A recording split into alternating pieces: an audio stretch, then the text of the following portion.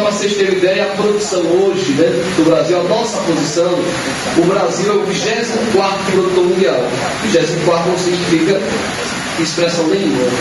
Mas com a exploração do pré-sal, o Brasil pode chegar até mesmo à 6ª posição. Então, olha que mudança radical. E aí eu pergunto, será que essas grandes potências não vão interferir nesse processo de exploração? Só para você ter uma ideia, as regras da exploração do pré-sal são diferentes do petróleo até então explorado. A própria estatal Petrobras tem hoje uma subsidiária chamada Petrosal para explorar o petróleo nessa região. Foi criado, né, uma mudança até na forma de divisão dos royalties. Até então os royalties eram divididos para quê? As áreas que produziam. A ideia é que os royalties do pré-sal sejam repartidos para toda a nação. Ao invés de dividir para São Paulo, Rio e Espírito Santo, que onde estão as reservas, o que o governo federal quer é que essa divisão seja para os 27 estados e o Distrito Federal. Só que isso está gerando um impacto muito grande, até porque esses estados que são detentores das reservas vão ter um prejuízo enorme. O Rio de Janeiro, por exemplo, que vai sediar agora, né, próximo, dia 2016, as Olimpíadas, alega que o Estado estava contando com esse dinheiro. E se esse bolo for dividido para 27, ele vai ser bem menor. Então, associe essa questão do petróleo a esses conflitos que eu acredito que, do ponto de vista político e econômico, é o principal. Muita gente acha que o petróleo é ruim porque é um combustível fóssil e gera poluentes na atmosfera. Mas o petróleo gera mortes, gera conflitos. E se a gente analisar, né, essas mortes podem matar tanto quanto o efeito estufa ou qualquer outro problema ambiental. Então tem que se rever também a questão. Eu estou colocando isso, pessoal, porque eu já vi algumas questões, até uma no material de vocês aí, que fala, né, de petróleo. E recentemente foram descobertas algumas reservas da região do Polo Norte. E aí perguntaram, mas qual é a vantagem de explorar essas reservas aqui na região? Diferentemente do Oriente Médio, do Norte da África, é uma área livre, não é essa instabilidade. Então é interessante que se explorar essas áreas, até para tentar diminuir os conflitos nessa região. Porque por mais que tenham outras questões por trás, não seja só o petróleo, não há como negar. O petróleo foi um ponto, assim, foi uma descoberta sensacional para o mundo. Mas foi um mal, foi um bem que trouxe um mal muito grande. Tanto uma questão ambiental, como uma questão social. Porque esses conflitos que a gente vê agora, muitos deles estão associados ao petróleo. O colega estava colocando, professor Hélio, sobre essa importância, mais uma vez, econômica e o poderio político que o petróleo pode trazer. E além dos processos de efeito estufa, nós também temos, infelizmente, o homem mata pelo petróleo. Basta ver as constantes crises no Oriente Médio. Então, mais uma vez, coloquei aqui 2 quadros. E um dos pontos positivos são pontos econômicos. Os pontos negativos são aspectos ambientais. Ou seja, são duas coisas bem entrelaçadas aí. Então, veja, o primeiro aspecto aqui que eu coloquei, de ponto positivo, e que o Alex já comentou também com vocês, vamos lá, é que é uma fonte de energia versátil. Você pode ter mais de 2.000 produtos feitos a partir do petróleo. Agora, o grande problema disso é que, a partir do momento que nós temos uma fonte de energia sendo muito utilizada, nós temos vários produtos sendo feitos e elaborados a partir dessa fonte de energia, nós vamos ficar dependentes de uma fonte de energia que não é renovável. O petróleo é resultante da decomposição de vários produtos orgânicos que se acumularam em bacias sedimentares ao longo de milhares de anos, e todos os estudos mostram que é uma fonte esgotável e não inesgotável de energia. Então é preciso rever isso, né?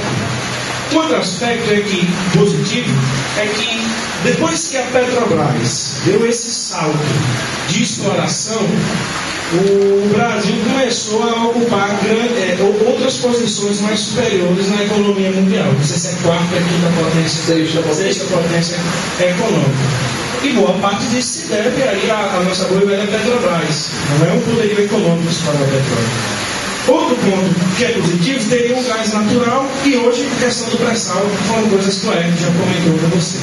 Mas em termos negativos, nós temos justamente essa dependência de energia que é não renovável, nós temos um problema que eu particularmente acho que é um problema gravíssimo, que é quando alguma plataforma de petróleo dá errado, você tem algum acidente numa bacia de plataforma como essa, onde você tem o derramamento de óleo e de outras estruturas, substâncias derivadas do petróleo em alto mar. Essas substâncias em alto mar, elas vão interferir diretamente no ecossistema marinho. E nós sabemos que boa parte do oxigênio que nós respiramos, eles vêm da atividade fotossintética de fitoplâncton, que são seres marinhos. Aquela frase que diz assim, que a Amazônia é o pulmão do mundo, essa frase, na verdade, ela tem um efeito de sensibilização, de mostrar o quão importante é preservar a biodiversidade da Amazônia. Mas a partir do momento que eu coloco que ela é o pulmão do mundo, dá a entender que boa parte do oxigênio da atmosfera vem das florestas. E não. Na verdade, boa parte do oxigênio que nós respiramos, ele vem dos oceanos, por meio de uma reação química, Se você quiser detalhar um pouco, chama-se fotólise da água. A gente estuda lá nas etapas da fotossíntese. Quando a luz do sol incide sobre a molécula da água, você tem aí a separação de íons e esse oxigênio pode ser liberado. Se eu destruo justamente a base da cadeia alimentar, que são esses fitoplânctons marinhos, ou de água doce também, que produzem esse oxigênio e que servem como matéria de base para a cadeia alimentar, eu posso comprometer não só a vida dos seres que estão no ambiente marinho, mas as pessoas que dependem da pesca e dependem dos recursos hídricos de forma direta. O grave problema que nós temos é quando ocorre um acidente numa plataforma como essa, e o Brasil já passou por vários. Recentemente nós tivemos um acidente do Golfo do México transportando esse tipo de material. Então é um impacto ambiental considerável. E também o combustível fóssil. Sendo combustível fóssil também vai liberar gases de efeito estufa e, consequentemente, contribui aí para o aquecimento global. Sobre o efeito estufa, eu sei que vocês vão falar mais um pouquinho, mas eu só queria dar um adendo.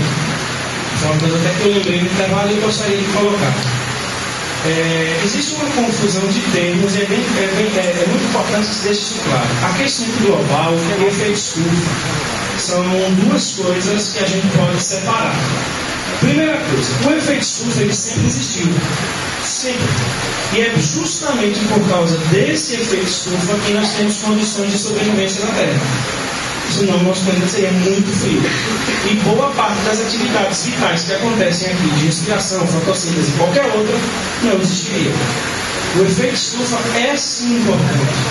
Agora, quando a gente fala de aquecimento global é o termo mais usado na modernidade para exemplificar o excesso de liberação de gases que fizeram o efeito estufa se elevar. O grande problema aí é o aquecimento global, justamente esse excesso, vamos chamar assim, de gases de efeito estufa. E elevou a temperatura. Tá? E aí as consequências você já está cansado de saber, elevação do nível dos mares, derretimento das calotas polares. Dizem até que países como a Holanda e as Ilhas Marshall vão desaparecer com a elevação dos oceanos e tudo mais. Eu trouxe aqui algumas imagens, só para mostrar para vocês, justamente esse aspecto positivo da questão da Petrobras, exploração do pré-sal, que além do que o AER colocou, que o governo federal quer dividir o lucro da exploração dessa bacia com todos os estados da federação, há uma reivindicação também para que uma parte desse recurso seja aplicada na educação. Uma parte, eu acho que de 10% a 12%, para investir mais e melhorar mais esse processo. Infelizmente, essa é uma questão que às vezes não vem muito à tona. Se preocupa muito com o poder econômico, se esquece dos aspectos educacionais que envolvem o pré-sal. O Brasil precisa de mais investimentos na área da educação e essa exploração aqui poderia fazer isso. Outra... Mas estão fazendo uma colocação. Até essa evolução que o Brasil passou, em termos de conseguir explorar petróleo nessa área, foi fruto da qualificação da própria empresa. Então, ou seja, se você não tem uma mão de obra qualificada no país, e essa mão de obra só é possível com a educação, outros setores podem não evoluir como evoluiu esse. Então, chegar e investir esse dinheiro de forma correta pode ser um benefício não só para a energia, mas qualquer outro setor da economia. O ponto que ele chegou a colocar anteriormente, falando da China, a China dominar o mundo, porque ele passando por um crescimento econômico acelerado, industrial e outros, o Brasil dificilmente vai chegar nesse patamar, porque nós vamos chegar um momento que a nossa economia vai estagnar. Nós não vamos conseguir crescer porque vai faltar um trabalhador qualificado. E isso é fruto de quê? Da educação, da falta de investimento na educação.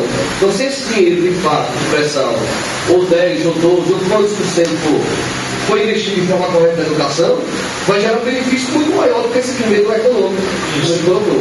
E, de certa forma, pode repercutir positivamente. E o dia todo, dando meio dinheiro. Bom, e aqui eu coloquei só as imagens para ilustrar justamente a contradição que nós encontramos entre produção e preservação. Essas duas palavras, elas se chocam muito. Aí você pode até me ajudar aqui. Só em relação a essa colocação, né? Ele fez a ideia de que quando você vai colocar gasolina, né, no posto, é uma sal. E aí você pode conferir. Os preços, eles são extremamente abusivos. Só para um efeito de comparação, se você analisar o preço de um litro de gasolina na Bahia e o preço em Sergipe, na Bahia é bem mais barato. Aí você pergunta, como? Se Sergipe é um estado grande produtor, né? Um dos maiores produtores do país. Ele tem que analisar o seguinte: Sergipe, ele é produtor do petróleo bruto, mas ele não transforma esse petróleo bruto em gasolina. Obviamente, as refinarias não estão localizadas no nosso estado. Aí o que é que acontece? Ele vai e volta. Essa coisa de levar e voltar vai encarecer o preço final do produto. Por isso que a gente chega no posto, né, e a gasolina é mais cara. Então, o que é que a gente tem que estar tendo? Não adianta simplesmente o governo chegar e dizer: olha, o Brasil produz 100% de petróleo bruto. Isso necessariamente não vai repercutir na gasolina mais barata. Falta refinaria, né? Falta refinaria. E um detalhe: a própria Petrobras, ela tem a postura de colocar refinarias onde estão os grandes mercados consumidores. Sergipe não é um grande mercado consumidor. Houve recentemente, né, a construção de uma refinaria em Pernambuco, e na época a Sergipe se candidatou.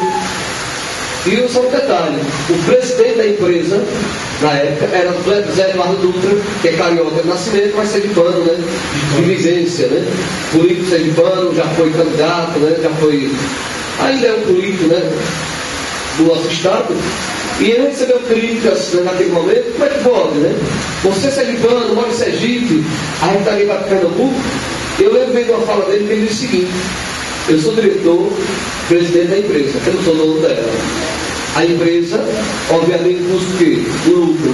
É muito mais vantajoso montar uma refinaria em Pernambuco, mercado consumidor amplo, do que montar a refinaria em Sergipe. Então, de certa forma, se a gente analisar, essa evolução da nossa produção não repercutiu no nosso dia a dia. A gente compra uma gasolina cara, e aí eu vou além da gasolina. Se você olhar, por exemplo, outro recurso, álcool. O Brasil é um grande produtor de álcool etílico, da cana-de-açúcar. Temos 26 estados e Distrito Federal. Se você analisar, dos 26 do Distrito Federal, até mesmo aqueles que produzem a cana, álcool é desvantajoso do ponto de vista econômico em relação à gasolina. Onde é que está o problema aí? Se eu produzo a mercadoria aqui e a cana aqui, e é desvantagem colocar álcool financeiramente, alguma coisa está errada. Eu quero que vocês percebam que toda essa nossa fala, pelo menos em especial a minha, está sempre emperrando em questões políticas. A natureza nos favoreceu até demais. Eu, particularmente, não vejo nenhum país do mundo que tenha uma natureza tão favorável quanto a nossa. Só que é aquela coisa, né? Se você tem um recurso que não sabe usar, ou se não usa para beneficiar a sociedade, daí é outra questão. É uma questão política em que, de certa forma, nós, como cidadãos, como sociedade, somos os grandes culpados. Porque quem está lá no poder foi eleito por quem? Por nós, né? Quem está lá no Congresso é reflexo de quem? Da sociedade. E vou além. Aqueles que estavam ontem, não sei se vocês, alguns de vocês eu até vi, participando do Enalta. Eu, particularmente, fiquei